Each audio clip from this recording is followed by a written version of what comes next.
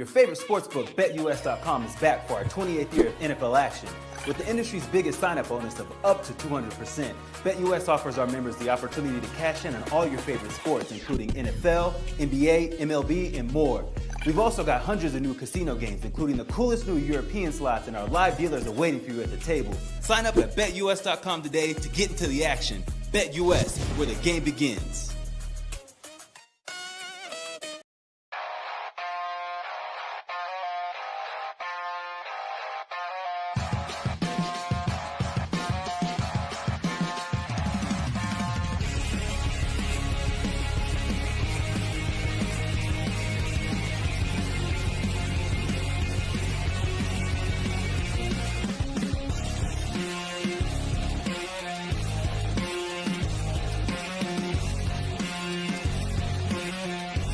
And now, broadcasting live from Las Vegas, the Snake Sports Talk Show with Jake Silva starts now.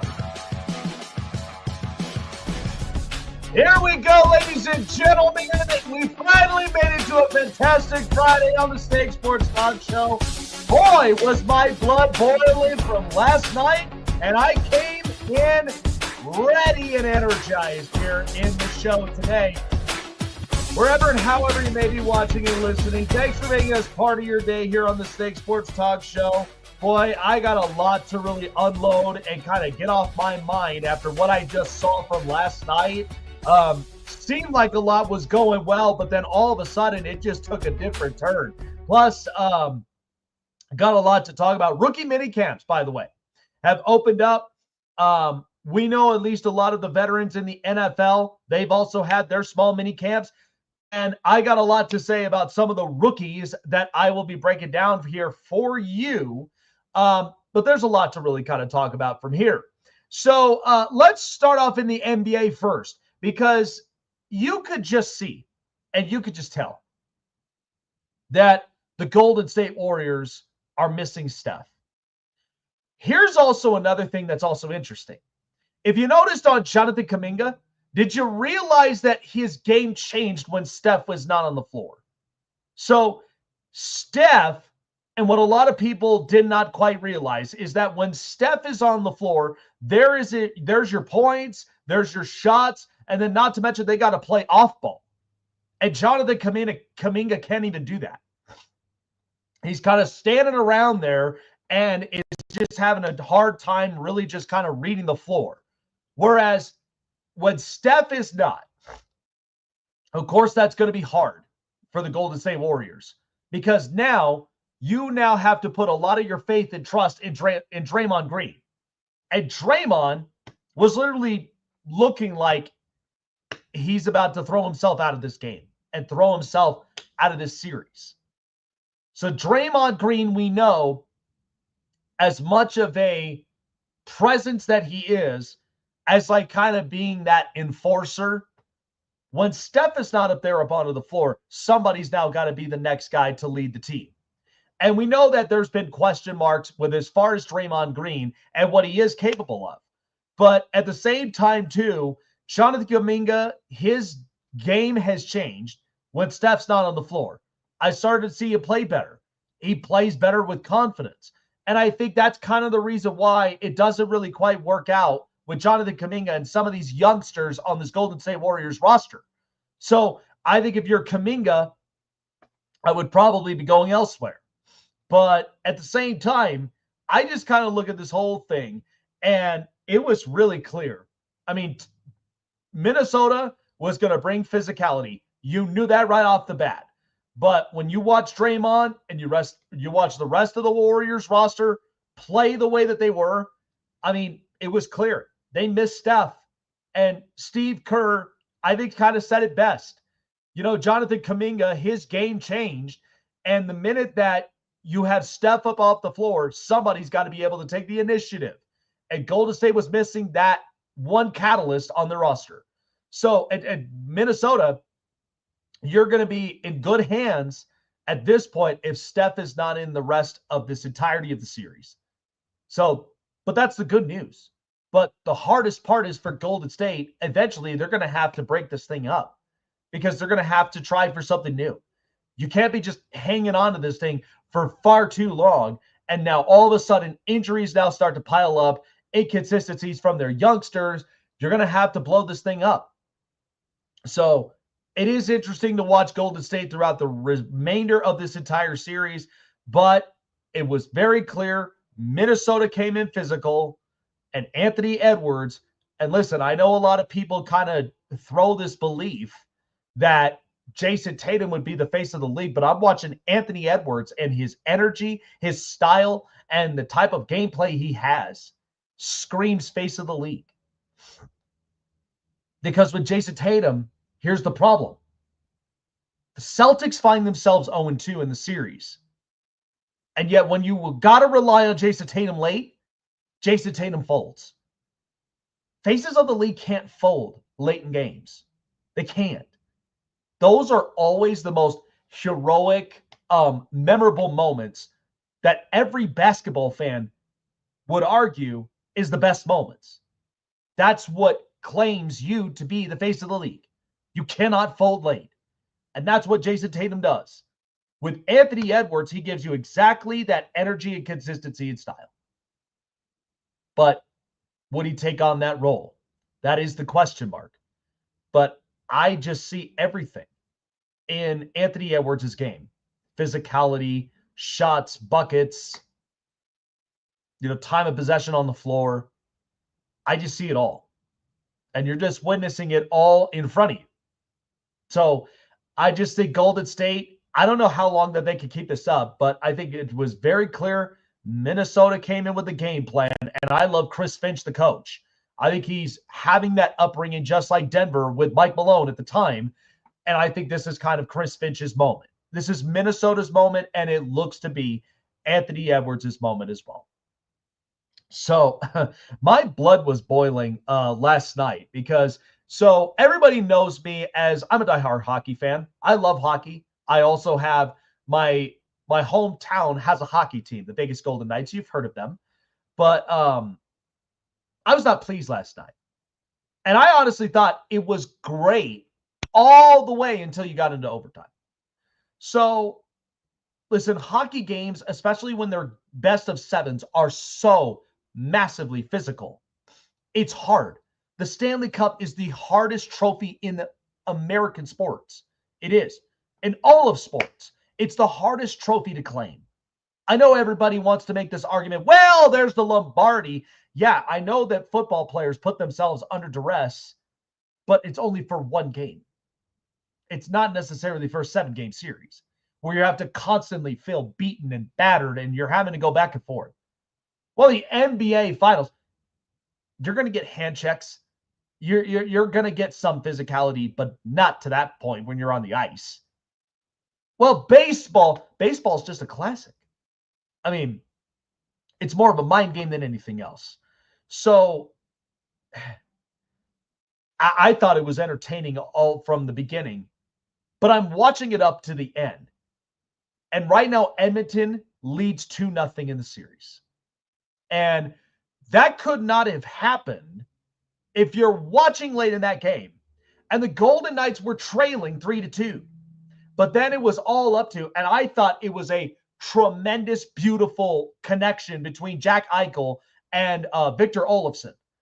I mean, he's nodding his head like this over at Victor to literally move inward because Jack is seeing something that Victor's not. And that's more of he cannot go up on the high shoulders. And that was what Calvin Pickard, that's what happened there.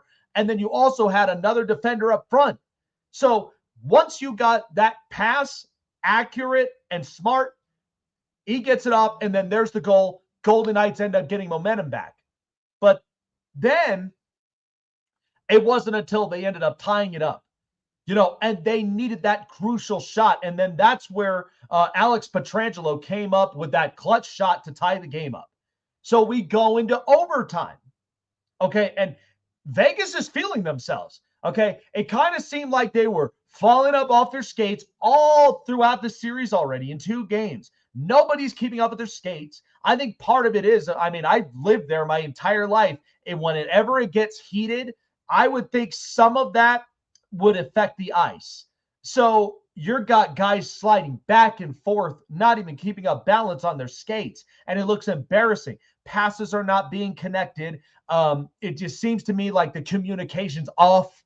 And then, all throughout the entirety of the end of the game, all until you got to the third and final period, and Vegas got momentum on their side. They looked good. And the other thing is, there was a couple of crucial calls up at the end of it and here's how it there was the totality of it. Okay. So Jack Eichel gets a high stick up and into the face. There's no call there. And it was so clear, a blatant call. And I thought it was atrocious. I'm literally sitting there, and I got a little bit active up on Twitter while I'm watching the game, and I thought it was atrocious. And for that to happen could have changed the entirety and the totality of the game. Vegas would have honestly have gone up with a power play, and that game would have been over. But that didn't end up happening. Another reason of it is, too, and this was part of the reason whatever sport that it is, and this is kind of the coaching mindset for me, but Nicholas Waugh had no business, no reason whatsoever to get caught up into the lights, turn your body around, and literally cross-check somebody in the face. That's intentional. That kind of stuff, I don't care what it is. College football, NFL, NBA, I don't care. If a player is literally blatantly making a play like that, that's dumbfounded, out of your mind, and it felt like your brain was like literally mashed potatoes, what the hell are you doing? What are you doing? And all of a sudden it cost them a 5-minute major. Come on, bruh. Just because that you got some guy poking you every single time does not mean you got to get in your head and then all of a sudden you just go and cross-check him up into the face, and now you just costed the team. You were thinking of yourself before you started thinking about the jersey in front of you. You cost that for a lot of the players. And by the way, what's also incredible, and I think that's where he needed to go all throughout the entirety of the roster, shake hands and say, thank you, I'm sorry. Because, yeah, you put him in such a terrible spot, and I am really appalled they actually made it out of that 5-minute major as much as they did. The other thing that was also a blatant call, which a lot of people were reacting about, was the one that happened to Braden McNabb. There's no tripping penalty up from there, and then he goes crashing in head first up and into the board and screws up his shoulder. I hope he's okay, but there was no call there. And Vegas is literally getting hosed with these calls. But the only one that I know that they dodged a massive bullet was obviously the 5-minute major cross-check that Nick Waugh did. And to me, I wouldn't even have him in the lineup in Game 3 after that just happened. Okay, that's the kind of coach I'd be. You make a dumbfounded play like that for no reason, sit your ass on the bench. You ain't coming in Game 3. I'm sorry. I don't care what your contract says, but that was totally atrocious. But then, of course, right there late up into the game, a beautiful connection by both arguably the best number ones and number twos in the league, Connor McDavid, Leon Draisaitl, game over, pass right up from there, score, Edmonton's up 2-0. I mean, come on. What are you thinking? It doesn't make any complete sense to me. It really made no sense at all. And I can understand Bruce Cassidy being pissed. I can understand Mark Stone being pissed. Everybody was pissed. So you now are down 0-2. You lost the first 2 games up on your home ice. And now you got to go on the road up north to Edmonton in Canada to try to at least sneak out 2 in that one. Not easy. Okay. And the momentum is clearly on Edmonton's side. And I'll be honest with you, I'm not that impressed with Calvin Pickard, but he's literally looking like a Vezina Trophy goalie right now.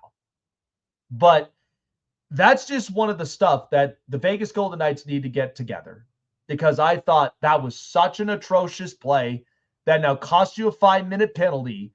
And at the same time, you're sliding up off your skates.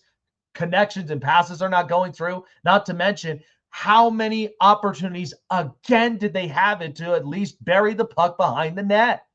They had several opportunities, and they could not do it, and now they're stuck being 0-2. It is not easy, but I'm telling you, my wife is literally watching me, like she's sitting right next to me, right on the bed, and just watches me completely unfold. By the time that 5-minute major happened, I don't do this a lot either, but I turned my TV off and I was just like, I'm done.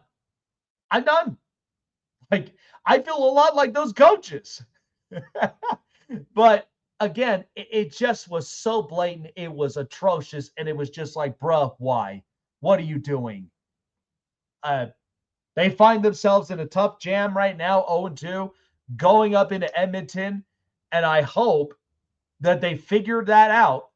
Otherwise, they'll be on the brink of elimination. And Edmonton, they've been trying to climb this ladder for a long time. They've been trying to climb the mountain, and it has not been easy. So, yeah. Again, I am not the kind to lose my marbles like that, but for anyone like a coach or a teammate, in any sport, it doesn't matter. But when you watch your teammate or you watch your player on your roster make one of the most atrocious calls right there, that now initially costs your team, your team the game and the lead, of course, I'm ripping you a new one. I'm not even letting you up in my lineup. I'm not even letting you even get any time on the field or even on the floor, because you got to literally think about how dumbfounded that play was. And you weren't even thinking of your team. You were thinking of yourself. It's selfish. So that's the part that I was just like, wow. And right in front of everybody, too. You watch the camera angle. He's clear. It's not like he's just accidentally, unintentionally, literally just goes across. You turn your body around. You literally threw your hands up like this in front of everybody and in front of the commentators. What are you doing? Like, yeah. I lost my marbles, but that's why I'm like on fire for today. I had to get that out. Anyway, coming up next, good stuff. Next week, by the way, schedule release, May 14th. Boy, I'm all in. I'm excited for that. And I will have the top, I'll actually be having my records next week when my co-host, Chase, comes back. We're going to be talking about it. We're going to be breaking down the divisions. We're going to be breaking down all the teams, because usually a lot of people kind of do this very early. I don't, because I want to have a clear idea of their schedule set, where they're going to be, how difficult that the matchups could be, because again, you could have a spurt where it's lucky or a spurt where it's unlucky. So I want to see how the schedule releases are for every team. And then I have an idea, and I can go on with the record predictions after that. But coming up next, rookie camps were this week, and I'm watching the Cleveland Browns. You'll be surprised about what I'm about to say when I look at the rookie quarterbacks, Dylan Gabriel and Shedeur Sanders. And I will tell you, and this is going to revert back to what we've been saying about certain quarterbacks in this league right now that did not have a complete ton of success in college. And I will speak about that here right after the break. All right. Well, like I said, if you want to know what all the news over at the Odds Computer, it's a lot of fun. And if it wasn't for my partners at SeatGeek hooking me up with the best tickets to get the best seats in the house, whether it's repping for your favorite team of all sports or even going and seeing your favorite team during the playoffs if they are playing, getting closer to your favorite artist at your favorite concert venue, or comedy shows, art shows, festivals, whatever it rings a bell. Go and check out SeatGeek for yourself, because they are the most trustworthy ticketing app for your next event. Download it too on your mobile device through Google Play in the App Store. You can be looking up killer prices from top to bottom that is affordable, matches up to exactly what you want, and in the best seats for you and your next event. I trust SeatGeek with everything. In fact, I may be planning my next my next concert event, and also going to be planning my next sporting event. Whatever comes across your mind, check out SeatGeek for yourself. And please use the promo code SNAKESPORTS as a gift from myself to you to experience what SeatGeek is about. Use promo code SNAKESPORTS for $20 off of your first purchase of your first ticket. And experience it for yourself why I trust SeatGeek. SeatGeek.com. Don't lose your seat with SeatGeek. Want to find your seat for the event of your choice but can't get one that fits your desire or your budget? Well, my friends, SeatGeek has you covered. SeatGeek is the official sponsor of the Snake Sports Talk Show. With a list of over hundreds of events to choose from, SeatGeek will assure you that you won't miss your seat with the amazing view of your choice at the most affordable price. Whether it's looking for your best seat in the house of your favorite sports team, finding live concerts that get you closer to your favorite artist, or enjoying your spot at your favorite live shows, comedies, and more, SeatGeek has it all just for you. Go online to SeatGeek.com or download the app on your mobile device through Google Play and the App Store. And as a special offer before checkout, use promo code SNAKESPORTS and save yourself $20 off of your purchase of your first ticket and experience why SeatGeek is the most trusted ticketing app for your next event. Remember, that's SeatGeek.com and download the app on your phone with promo code SNAKESPORTS for $20 off and find your seat with SeatGeek. Looking for a show with the best takes and opinions? Want a show with the best coverage around the world of sports? Jam-packed with an all-star interview lineup? Then the best place to find it all, sports and entertainment, is right here. Join Jake Silva on the Snake Sports Talk Show, presented by SeatGeek and BetUS. Weeknights at 8 p.m. Eastern, 5 Pacific on Sports Wave Network. Snake Sports Talk Show is sponsored by Muscle Tech, with hundreds of supplements and vitamins to choose from, all packed with 100% all-natural proven ingredients. You can be sure that Muscle Tech will give you the edge and the boost to train and look like your fit and healthy best, whatever your goals are. Try Muscle Tech today and use promo code SNAKESPORTS to save 30% off your purchases. So rookie mini camps started up this week in the NFL and all across. And again, I'm excited for this new up-and-coming season. So much to break down, but I will tell you one team in particular that everybody's kind of caught their eyes on, and that is the Cleveland Browns. So I was watching some snippets of both Dylan Gabriel and Shedeur Sanders. So Shedeur Sanders, you know, fell in the 5th round, highly talented quarterback, but has a bit of some character concerns, and which that gets everybody's attention.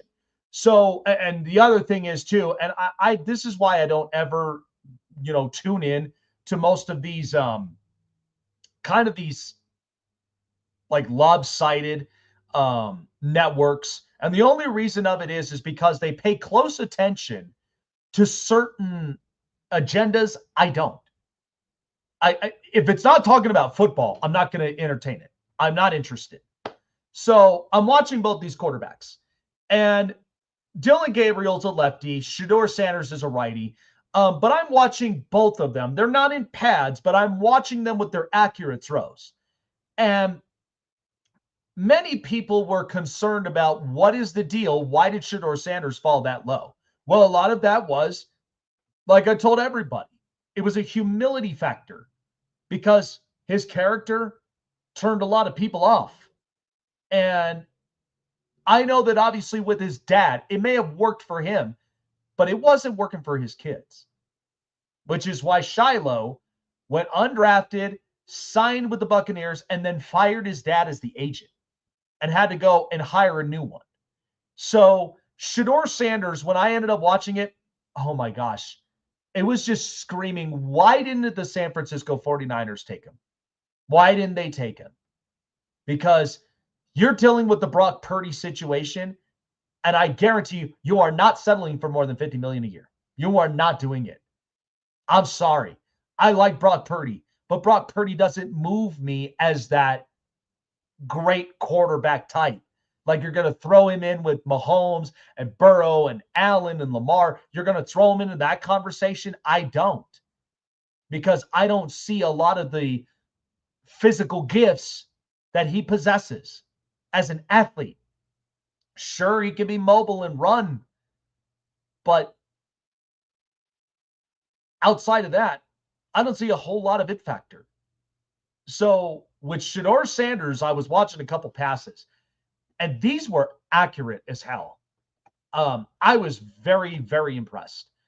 And when I also looked at Dylan Gabriel's, I could probably see if I could bring up a snippet from here, but because the Cleveland Browns have a lot to think about. They got to think about who's going to be starting at quarterback. And it was clear, Joe Flacco is obviously going to be the starter. So I'm watching this, and again, I have no knocks on either Shedeur Sanders or Dylan Gabriel, but I can notice the difference from here. So bringing up a snippet on this, so you could kind of tell the detail in what's going through my mind. So I'm watching both these quarterbacks, and here's a snippet of this. So I watch Dylan Gabriel, and this is all up in slow motion, but I know he had a very good accuracy. He had a very good accuracy type of trait. So this pass was real impressive. Now I'm watching Shedeur Sanders now, and what I'm looking at is play action, scans the field, but now watch this. How on earth could you tell me that is not a talented throw? Right there to the rookie Harold Fannin. So I'm watching this now too, up on real time, and check this out. I'm watching the deep ball accuracy, and that's not much. That's not much, folks. And I'll tell you a little bit once I show you this, not this one here, but Shedeur Sanders. And see, that is accurate, and he's got good feet work, good pocket awareness. And here's Shedeur again. Looking up over, mobile, throws the ball over, and only just completing the short pass itself. But Shedeur, and like I said to everybody, highly talented quarterback. Everybody moved out of it because of character reasons. But I'm watching those throws, and I'm sorry for my radio audience that couldn't see it, but it goes back to the conversation of the quarterbacks that we have right now. Because remember, when Patrick Mahomes came into the league, he was not the most winningest quarterback. Sure, he looked okay at Texas Tech, but people were taking a chance on him. And what happened by the time he got into the NFL? 3 Super Bowls, arguably one of the greatest head coaches of our time in Andy Reid. And every year, they're winning the AFC West. How about Josh Allen in Wyoming? You didn't even pay attention a lick of Wyoming football. Don't lie to yourself. But Josh Allen possessed a cannon of an arm. The problem of it was there were some accuracy issues. Not until he met Brian Dable. Once he came in, his first year did not look great. But the more he kept progressing, the more accurate and the much more smarter he got with the football. And he is athletically gifted. Okay? Built big, strong, and tough. And he also throws a very good deep ball ability. That's who Josh Allen is.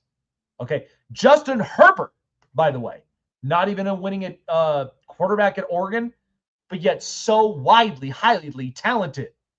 All it had to take was giving him a winning coach, and now he's got one in Jim Harbaugh. Now you're going to start to see the wonders of what Justin Herbert can do now.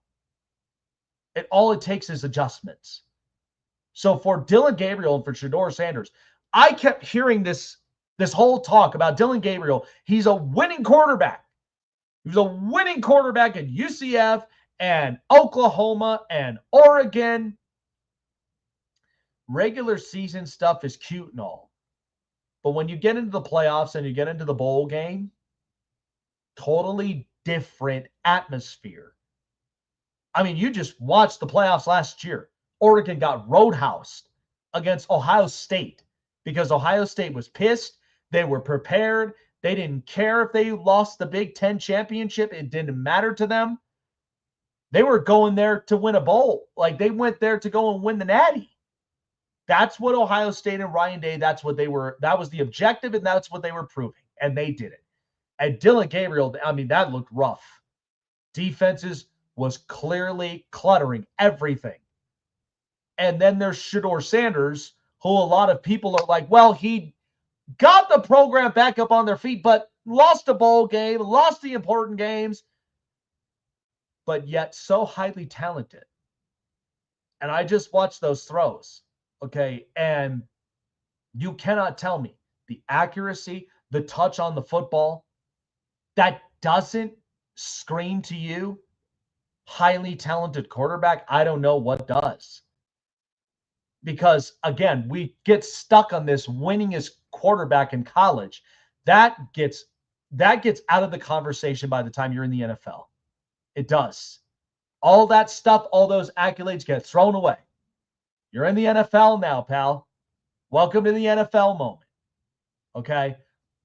And I think Dylan Gabriel will have a nice career. I really would. I really do. I think he's accurate.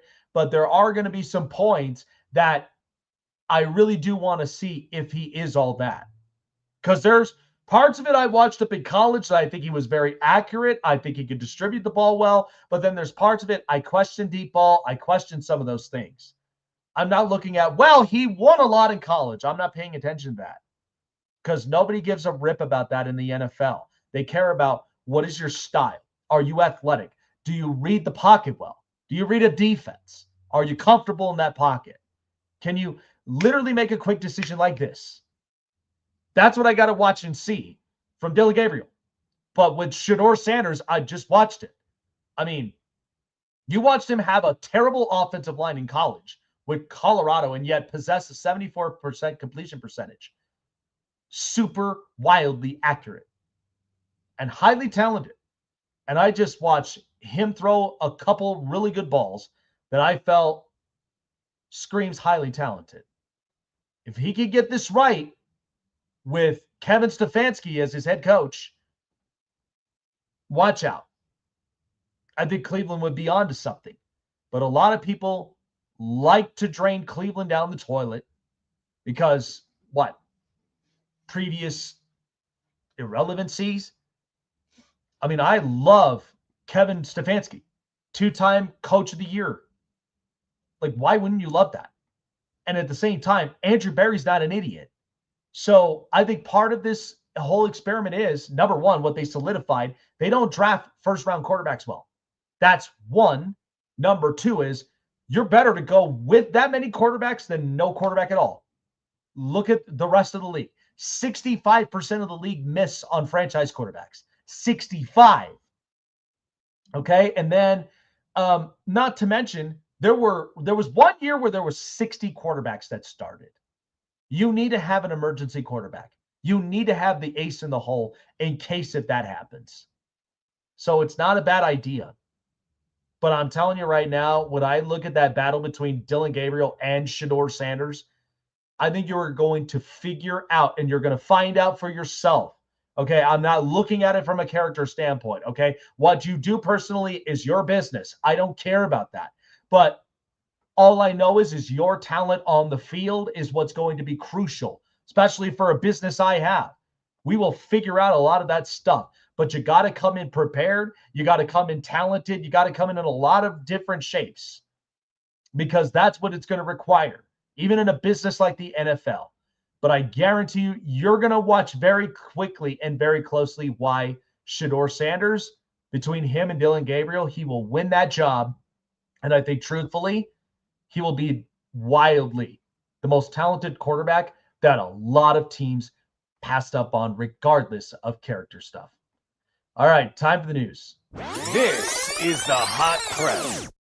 Just saying, you know, because again, I enjoy value. Because I'm not whole thing. I am looking at the quarterback based upon his abilities, what he could do on the field. And I truthfully think Shedeur Sanders is going to win that battle against Dillon Gabriel. Watching those throws and watching minicamp, I mean, those were beautiful. Like, those were wildly accurate. So I'm telling you, you might think that's overly exaggerating the stuff. Not to me. Not to me at all. So, Steelers GM,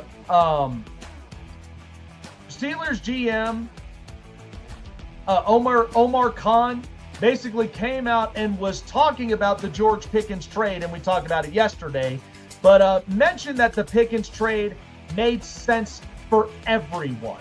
So he was talking up onto the media about this. We'll bring up a snippet on the interview. But of course, everybody kind of reacted over the trade. To me personally, I think the Cowboys would be in good shape having someone like George Pickens, because at least having Dak, a quarterback there, it's something that Pittsburgh doesn't have right now because they're waiting on Aaron Rodgers. But I think having a quarterback that says all the right things at the podium and at the same time gives everyone opportunities, including CeeDee Lamb. That's where George Pickens is really going to shine brightest. So I think it's going to be really good. So here was the GM Omar Khan speaking about the trade itself, and here's what he had to say.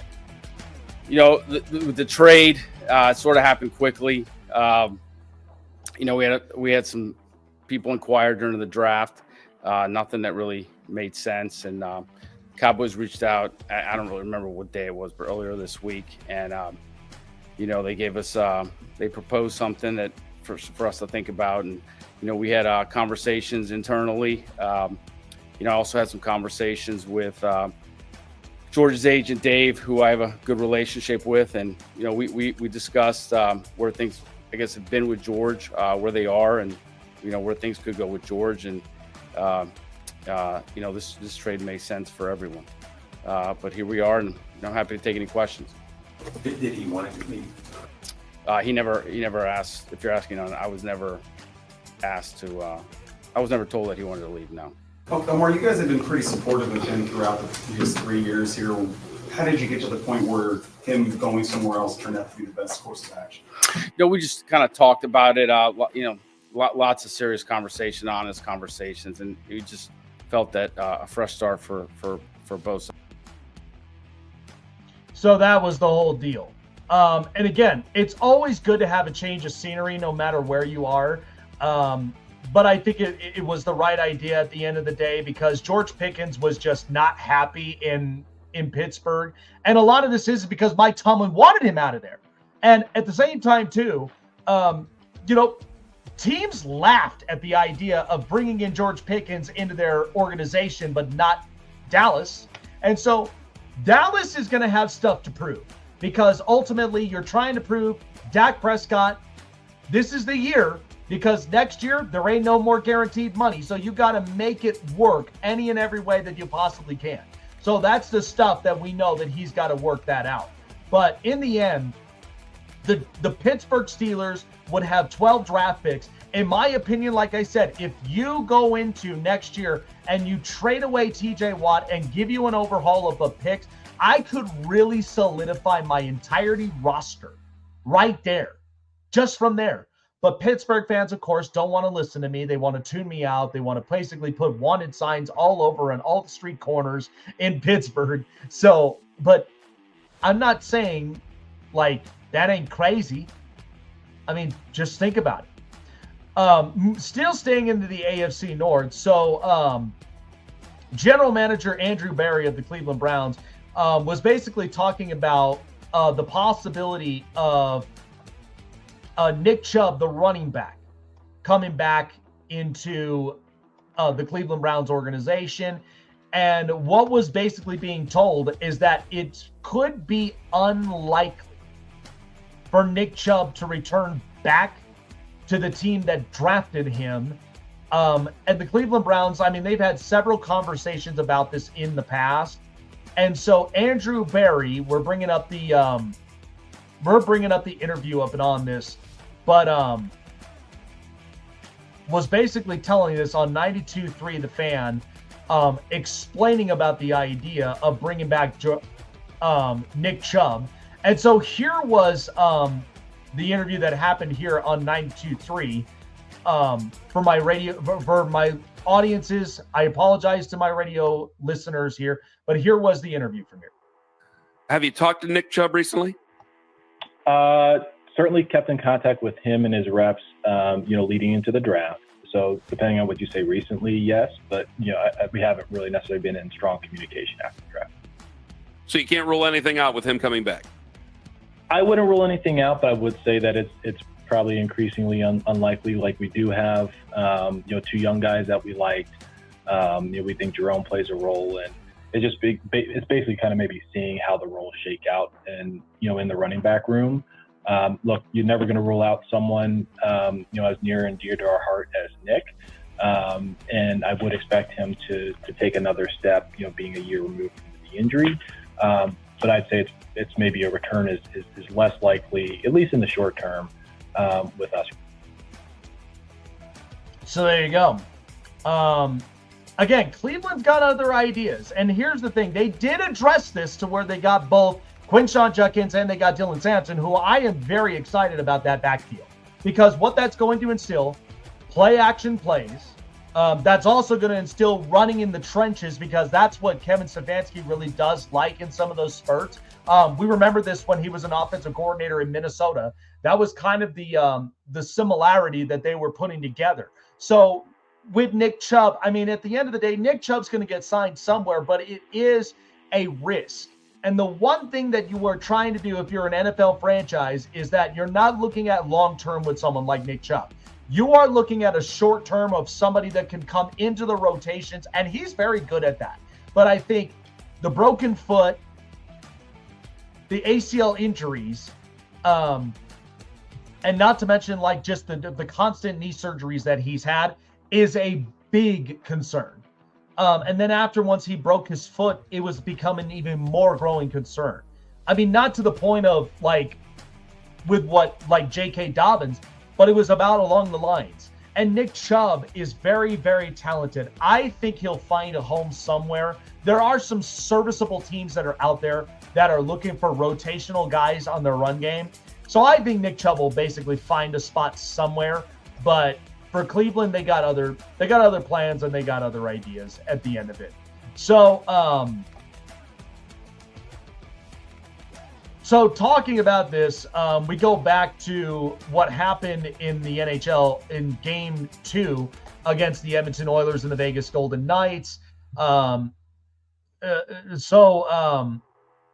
the Vegas Golden Knights, they dropped it. And when they thought they found an opening in overtime, it completely shut down, and there was overhauls of questions all over the place. So they lost in overtime 5-4 against the Edmonton Oilers. They were more concerned about what they saw, and they didn't see from referee Gord Dyer just 17 seconds before Leon Draisaitl's game-winning goal that gave the Oilers their first 2-0 lead since 2017. But Vegas defenseman Braden McNabb was going towards the puck, and winger Victor Arvidsson's stick got right between McNabb's legs, and which sent him right into the boards. And the play wasn't ruled a penalty, and it led to the Oilers eventually going into transition before Draisaitl converted on the 2-on-1. So Captain Mark Stone had this to basically say about these intrusive calls. It's pretty clear it's a penalty. His stick is between McNabb's legs, and he sends him head first into the boards. It's a pretty clear-cut penalty in my eyes, and I think everybody's eyes, right? But that's hockey. You don't always get the calls, and he's right about that. Bruce Cassidy also acknowledged about it. Listen, Gord's looking at it. He blew it. He missed the call. I don't know what else to say. It's a can opener trip. It's a dangerous play. It's all those things, but didn't get called. So you've got to keep playing. You got to keep playing through it. And he's right. Because at the end of the day, you are not thinking about like what all is kind of happening all in the spurt. You're thinking about the next phase ahead. And that's what happens. So, the Golden Knights, they had a couple of atrocious calls that were literally just whiffed. But they're not fixated on all of those things. But what it is that Like, at the end of the day, they just got to play better. They got to play better. And Bruce Cassidy said, this one will sting, but the positives tomorrow will be good. I felt that we outplayed the Oilers for the most part and deserved a better fate. How the guys look at that. If they take it as, we just got to carry that over. We both said we wanted to get better as the series went on, and we were certainly better than game one. So we'll improve on today if we want to get back into it. So I expect game 3 to come out with some serious vengeance from the Vegas Golden Knights after just that happening. So I think it's wildly entertaining. It's crazy, but at the same time, you're not going to get all of those calls. And much like in the NBA, you're not going to get a ton of those whistles. You often will hear the whistle be swallowed and not be blown. So it happens. But you just got to be able to fight through a lot of those adversities at the end of the day. All right. That was the news. This is the Hot Press. Excited to have Chase back next week because we are going to go through a lot of the schedules once the schedule releases out because it'll give us a clear definition on all the teams and where they stand. Free agency, draft, coaching hires sometimes do, changes in personnel, and then, of course, the strengths of schedules.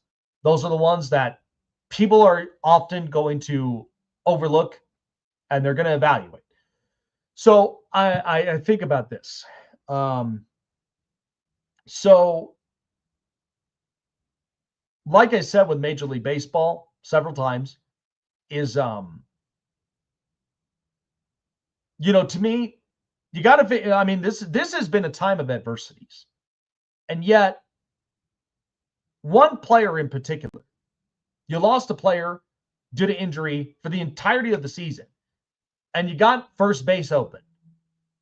Rafael Devers, to me, is continuously aggravating me. And I'm sure it's aggravating a lot of baseball fans too. Maybe even a lot of Red Sox fans. But Rafael Devers, like we said when we started the show, when we had the show a few weeks ago, we were talking about his play defensively at third base. And he literally had a minus 24 run defensive save rating. Minus 24. Amongst the worst in third basemen. And yet they go and sign Alex Bregman. And, he's greeted with, yeah, no, you ain't taking my spot, bud. Come on. Are you out of your gourd? Can't we just be professional about it? So Rafael Devers, he's pushing back on this whole thing, and I think it's just absolutely ridiculous. But I think, when you think about it, it's a pretty crazy thing because now first base is open with Tristan Casas out for the season, and yet you don't even want to play first base. It's kind of interesting because you're playing both the corners. What's the problem there? I don't get it. And so Rafael Devers, to me, I feel like because he's basically telling Craig Breslow to go kick rocks, I think Breslow would not hesitate to trade Rafael Devers. And if Boston fans want to react to that, you go right ahead. That's fine. But what they're telling you is that they do not want a player that is not going to step up in the most crucial role. And you need that. You need that. So it's insanity to me. But I think of this as it's some sort of sign. I don't know what it is. It's some sort of sign that Rafael Devers, when I look at it, Ben Verlander was talking about this on Flipping Bats, and he basically said, Devers has handled this terribly. He should play first base, but the organization has messed this up big time. Of course, because how else could they ever have handled this. I mean, how could they? You know, and my big takeaway is like when I get a player like that, that's not that's not necessarily like thinking about the team, and instead they're thinking of themselves. I think it's just kind of interesting. Really, really just something else. And, you know, I think about some of these like quote unquote like entitlements, and I don't understand. I don't get it at all. But Rafael Devers, I love him as an offensive player, but defensively, I don't like it. Defensively, he serves a lot like a liability. I don't care what anybody says. That is liability all over the place. And you cannot tell me otherwise. So it was very, very clear at the end of the day. But I think if I'm the Boston Red Sox, I don't care. I'd be trading him away tomorrow because I think that's ridiculous. That is the most ridiculous yet poorly way to handle a situation like that. And again, I just thought it was just insanity to think that would literally happen. But that's what they are. So, and then you wonder why the drop off of the Red Sox was where it was. So Rafael there, and it makes me go back to the day when they chose the two players that they know were crucial, Xander Bogaerts and Rafael Devers. If I wanted to go back in time again, I would have honestly have chosen Bogaerts because I could get value from Rafael Devers than I would with Xander Bogaerts. And even though that they did get something up out of it, but to me, I'm looking for reliability. And I don't think that is even in his category at all. I think he just looked selfish.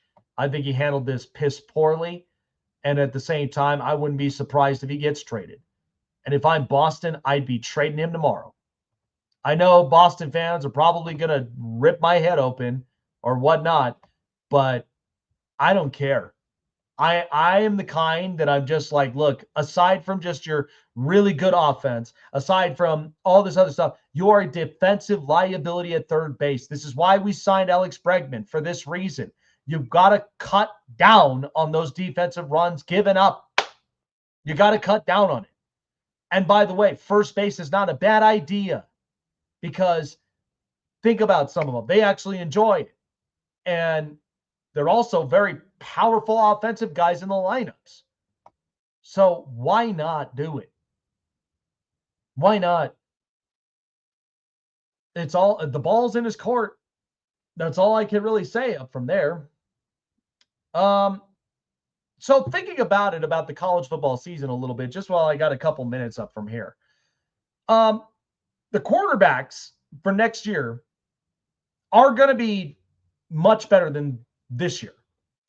So you got Garrett Nussmeier at LSU. You got Drew Aller at Penn State. Lenore Sellers at South Carolina. And there's a couple of other quarterbacks. And then, of course, there's Arch Manning in Texas. So a lot of people have all been kind of questioning, you know, about Arch Manning and what he's going to honestly do. Well, we know Arch Manning is a Manning. Okay, so they care heavily about academics. Like, that's the given. They love academics, and they want to see their kids succeed. And Cooper Manning really did put him in the best position possible. So, but you got to go on the road to Columbus and face Ohio State. Not an easy situation that you would want to be in if you're Texas. And we know they lost a lot of defensive players due to the draft and the transfer portal. And we know that they got a new quarterback in Jillian Sayin. So there's some question marks from there. But doesn't take away the fact that we've only seen some spurts of Arch Manning from last year. Just small sample size. If he goes up against like a Georgia or Ohio State or any of those other big programs, I would want to see overcoming adversity. I want to see improved vision, but I also want to see cleverness when he's there in the pocket, because if we know he could be mobile, much more mobile than Eli and Peyton together. Accurate, throws the deep ball well, has really fine touch, throwing it out there. But yeah, crazy. But I look at the state of college football, and like, here's the thing.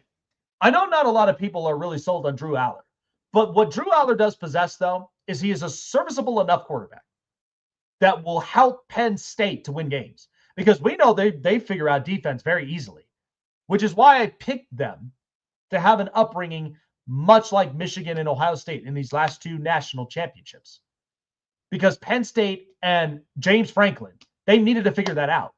And not to mention, one of their biggest key pieces is talented wide receivers. And we know that the program is very, they have a set standard. That's just what Penn State is. But they love their defense. They love the ground and pound.